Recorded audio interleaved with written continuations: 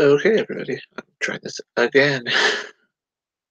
I didn't look at my quality sound last time, and I think it's because it was picking up on the speakers in front of my laptop and not the condenser mic right here.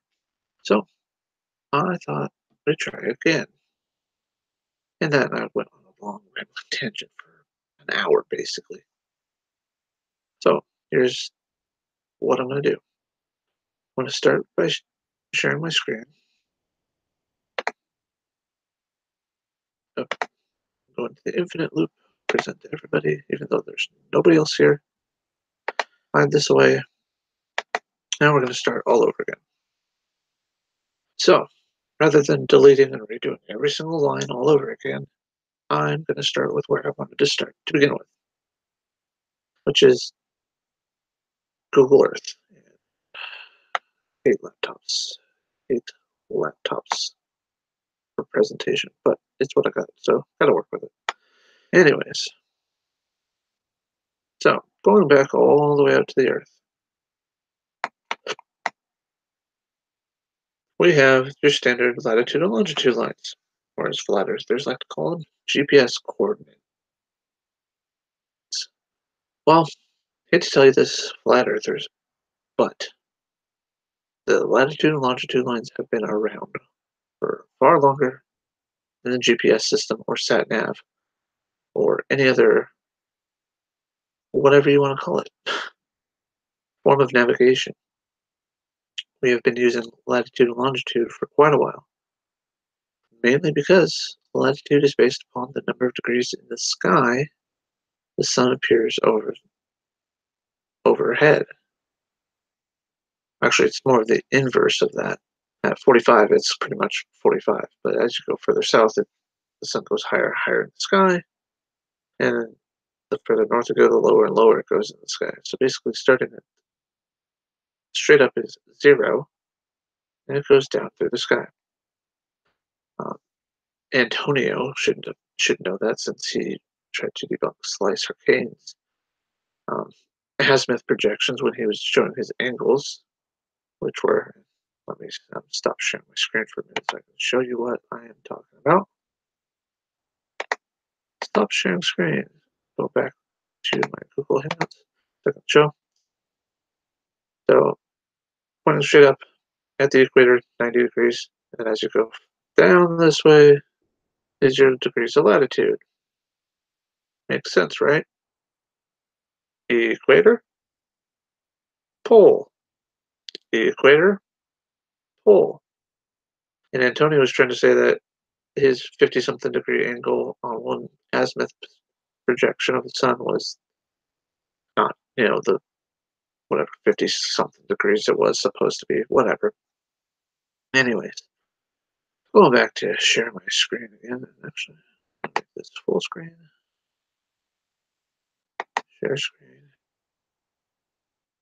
And I don't care if you guys snipe me. Well, I do care, but I don't. Anyways, we've been using that system since man sails the oceans. So, now, just a little background. My job is navigation in the Navy on submarines, so I dealt mostly with using gyroscopes, electrostatically supported gyroscopes, and also GPS system when we were out in the middle of the ocean. Yes, it does work. I don't know how many of you have been out the ocean, but I have been. Now, when we're inside of land and we're using periscopes when we're surfaced, then we'll do actual navigational visual finding, visual triangulation. Now, what I want to start off with though is between 35 degrees north and the 45 degrees north is roughly 600 nautical miles. That is right. That is roughly 600 nautical miles. Okay? The reason why I say roughly is because the further north you go, the distance between the latitude lines gets smaller as the circles are getting closer and closer together. Okay? So when we're navigating, we have to be careful of the scale of the chart, and we have to know specifically what it is we are looking at as far as the scale. Now, you can see I've got these little dots here and here. I'll get to those in a minute. Those are my GPS satellites. And this one here, I'm going to zoom in on.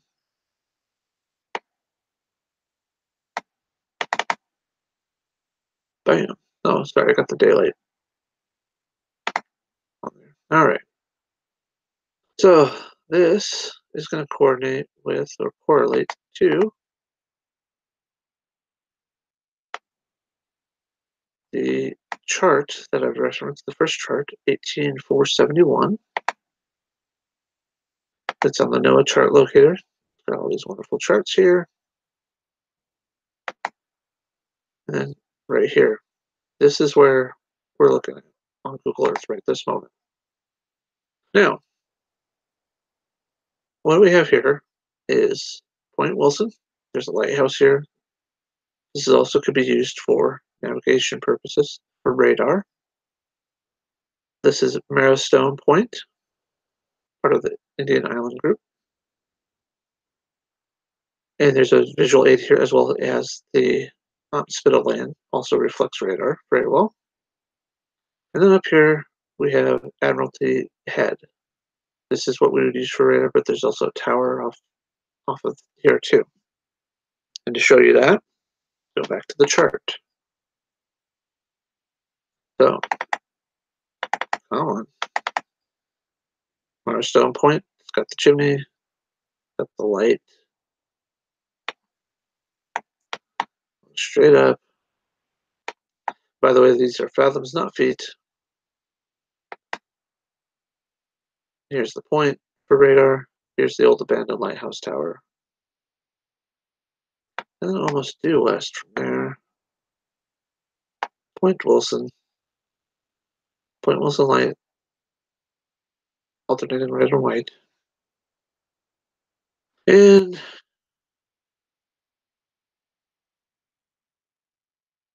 what we're doing is triangulating our points from there.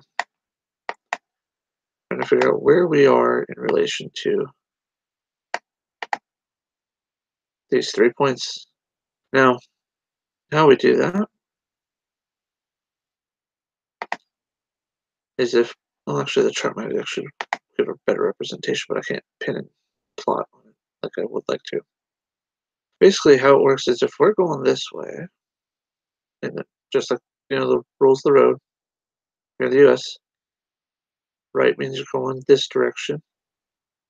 If your right or starboard side is, you're going this direction. Okay? Got that? Nice and simple. That way is the direction we're going. So, when we're navigating, we always want to take, when we're doing visual bearings, we always want to take the visual bearing from our beam. It's just like everybody says, when you're driving down the highway and you're trying to use parallax as a reference point, things off to your side move faster than those that are in front of you or behind you. Specifically, the closer they are, the quicker they zip by. That's why we shoot the bearing from Admiralty first. Then we go to the next one closest to our beam, which would be Point Wilson. Then the last one we would shoot is here. Now,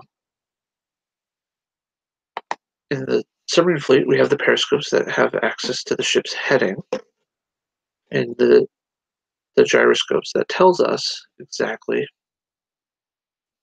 our heading in relation to true north. Now, with that, the bearings off the periscopes are converted to the proper true north-south bearings that they would be if we were pointed north-south, even though we were pointing going this direction. So we would shoot this one first, this one second, this one third, and that gives us where our ship's position is. As you can see, it's pretty close to the same scale that I'm using here, maybe a little bit bigger here. Let's position a little bit better. Zoom in just a little bit. There. That looks a little bit better. As you see, we get roughly where the lines intersect, or they at least cross and form a triangle. We have the ship's position. Now on that scale, it looks pretty small. Looks pretty understandable where we're at. As you see, I get in closer, that triangle gets bigger and bigger. So,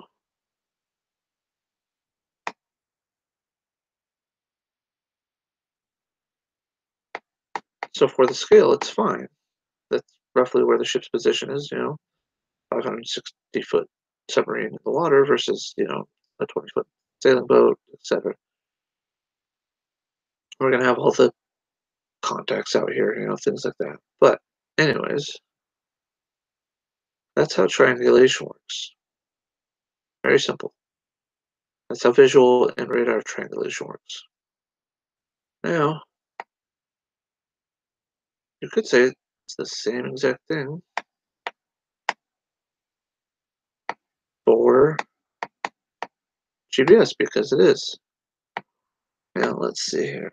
My other chart, just going to give you a reference to scale. Each one of these is 1 nautical mile. Okay. So this is 9 minutes north, 8 minutes north, 7 minutes north. That's 2 nautical miles. Very simple.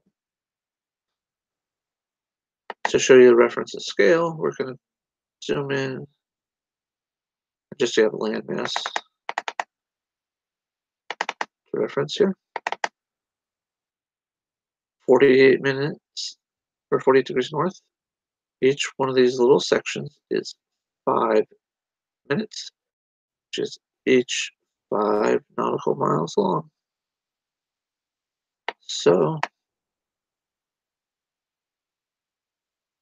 the 8-minute line right across here. So anyways, just to give you an idea of the perspective of triangulation. Scale does matter because trying to plot our position on this chart is not exactly as easy as it would be to plot over here on this chart, and you can't even see this area over on this chart at all. Now let me zoom out. See, there's the whole chart. It cuts off just after Dungeness Spit. It cuts off right after this. So, anyways, this is more, not so much for plotting on, this is more like references to check chart information. But this is where I grew up in the Navy SEAL world, and I get stationed out here. Anyways, or I get stationed out of Banner, but same thing. But anyways, as we get further out, depths get deeper, and you can see the curve basically of depth, 1,000-fathom curve. We can even use charts, they're classified. We can use charts to tell us where we are just based on the sounding information, tracking all that. So when we go back to Google Earth, I zoomed out a bit. Let's zoom out a bit more. This is basically how GPS works. And we're going to orientate north, hide this, and we're going to plot ruler points. And the bearings are going to be bearings from the various points, not the actual.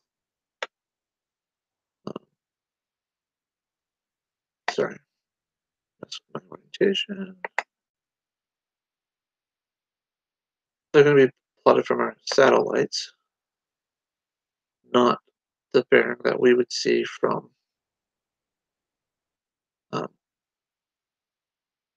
like from our position. So if I go down to 270,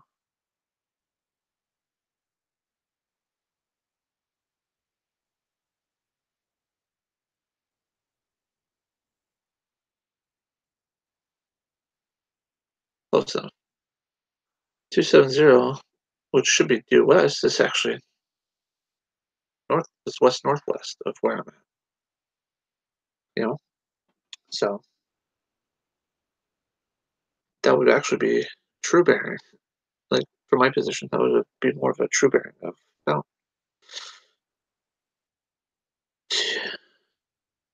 if it were all flat and everything, it would be a true bearing of probably about 70. Oh, here, let's just use the 40-degree line. That'd be close to about 0.7, 0.60. That's about 30 degrees. You know, the further out you get, the lesser the angle. Anyways, so I'm just gonna plot out these pins. I'm gonna go save each stupid thing. Sure, I'll use that as a point. We'll save this as sat 15, which is the satellite I'm pulling in over here. Reorientate to north, and we're going to ruler point out from here, and we're just going to go like that. And we're going to save this as sat1.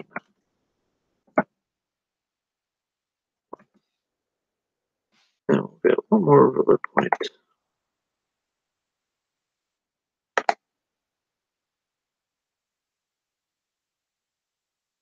And we'll go over here-ish.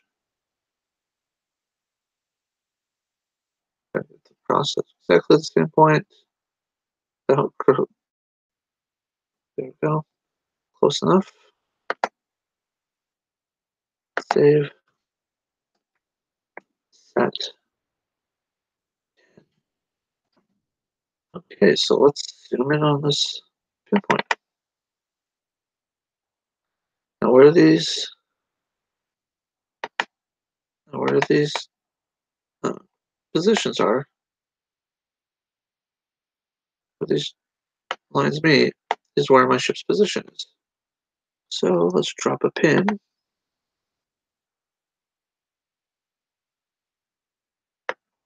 right about there. That looks good. Looks good to me. We will call that ship 2. Okay. Now this is just a GPS setup. I'm still sharing, right? No way. Yes, I am. Good. Sorry if I'm not catching it in chat. I'm just trying to do this quickly. But as we zoom in on this spot, oh, even I missed my point. Missed the spot I was trying to get.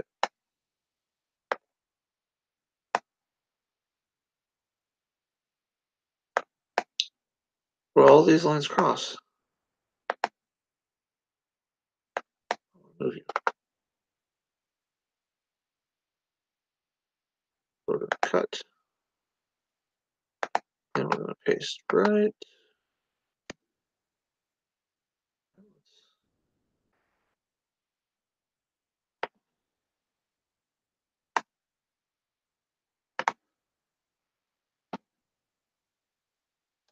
Call it ship 3, I guess. Call it ship 2. Basically, our GPS lines show that we're anywhere in this little triangle here. That's why you have the offage, because you don't know exactly where the satellites are that you're getting. You can try and select them, but as soon as you go over the horizon, or they do, you got to switch to the new satellites in your area. That's why it's always constantly looking for more than 3. If I had another satellite that had a line coming in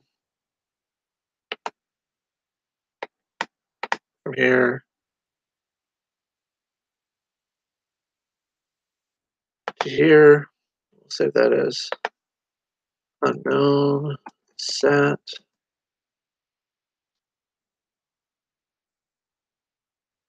So we got 1, 2, 3 lines here. We got a fourth line here. And let's say we have another satellite coming in this way.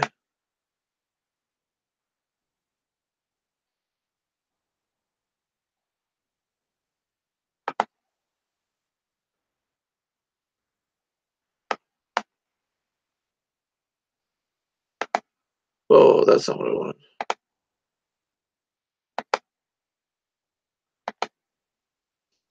Center this a little bit better then. Ruler. Then we have it coming in off this way. And let's see, where are my 4 lines intersecting?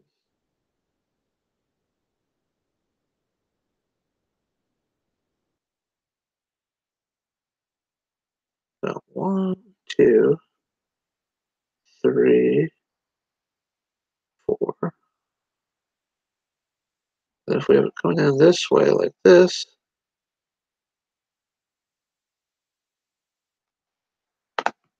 unknown, sat, 2.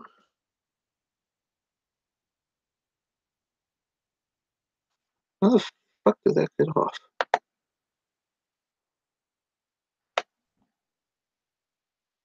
But basically, the more satellites you get, the more certain your area is. That's what I'm trying to get at, basically. I remove this one. Delete. Yes, I'm not delete unknown sat 2. So even with the 4, they'll intersect in the general area right around here. With this one missing. So that's why I was trying to get another line there. Let's try that again.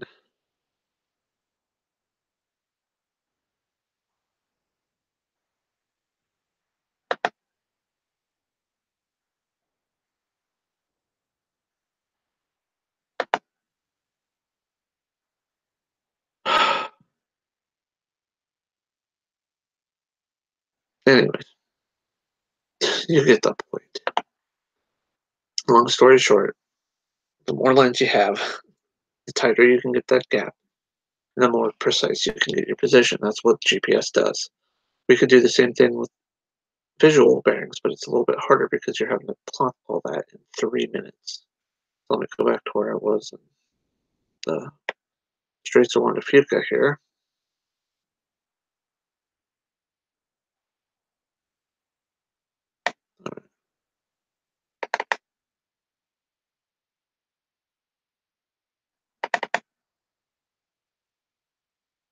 So the Straits of Juan de Fuca, not only is our navigation, trying to figure out where we are, we have to plot our next 3 moves in advance, the next 2 moves in advance, plus calculate for set and drift. If the tide is coming in, we're going to get pushed this way because of that. The tide's basically coming in this way. And when it brushes up against the land, it pushes the currents to come down this way. Also pushes across current this way, so it's pretty much getting pushed back. The tide is coming out. You get a nice swirl going along here, pushing this around as well. This is just one of those simple things, you know. We can figure it all out. We can, you can basically just, oh, how do I want to put it? Triangulation is easy when you know what you're looking at, what you're looking for. And kind of what I wanted to tie this into is Riley's Isle of Man video and Ramtes and all that. Anyways, the the Isle of Man video. From what I can tell, Riley doesn't know where he's at because he's not looking. You can't tell where the Isle of Man is at because he's not knowing what to look for on the Isle of Man. Recenter myself. Zoom in on the Isle of Man. Zoom in one more time. If you're going to stand over here in St. Bees and look out this way, then another one of these. I know this isn't going to be exact, so don't kill me, Riley, or any other flat earther. If I'm going to look in this general direction, basically from here to here, then I should, if I want to make sure that I'm seeing just this, I should have a map of this available to me so I can know what features look like what. And also same thing for here. I wonder if I can pull up the nautical charts for the, what is this, the Irish Sea? No, I'll go check that out. Clear. Pardon me, I might clicking for a minute. Oh, nautical charts, Irish Sea.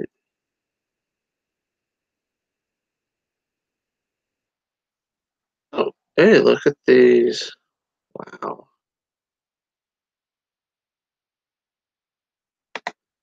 This one may actually be perfect.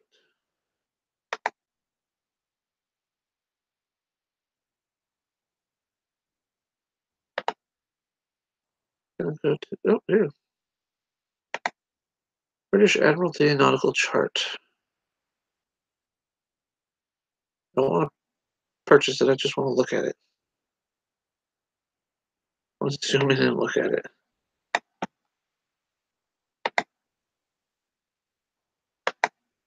View larger image.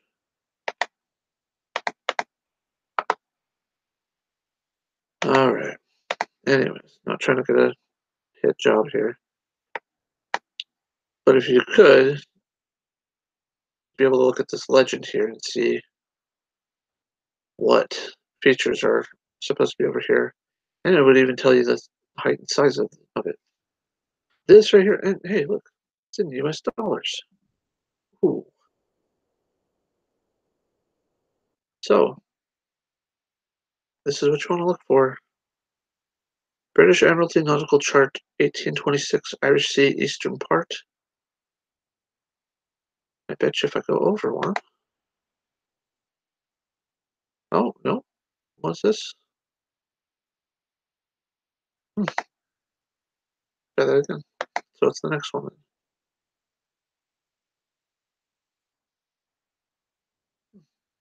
Middleton, Finley.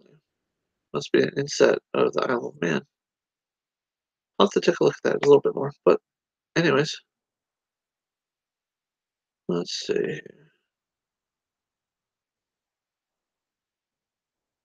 Oh, no, it's on the East Coast. Finland. Huh.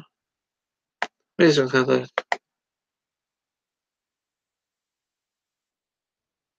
uh, this one will say British Isles.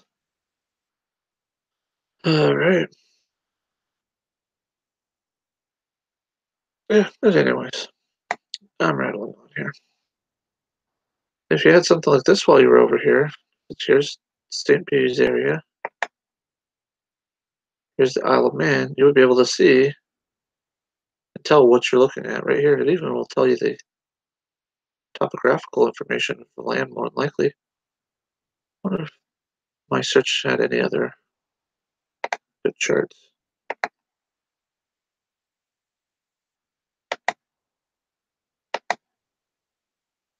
Oh, hey, let's go to, oh, 41.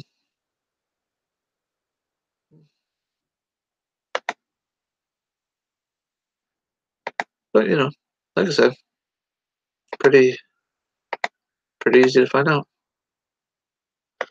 Well, that's gonna be it for my hangout here. I have no clue how long it's been going on for. I have no clue anything really, but it is what it is. Let's see. Sorry. The cameraman. Ooh, the cameraman app. Ooh, fun. Anyways, hope you guys enjoyed that. Hopefully you find it informative. And I will be sharing the link to you guys. I'll gonna try and share this link to a few people and see what they think. Like I said, I'm just trying things out for a change, just trying to mess around with things. That should be over here. Whatever, I don't care. This is just temporary until I can figure out somewhere else to do this at. But long story short, hope you guys enjoy this. Hope you found it interesting.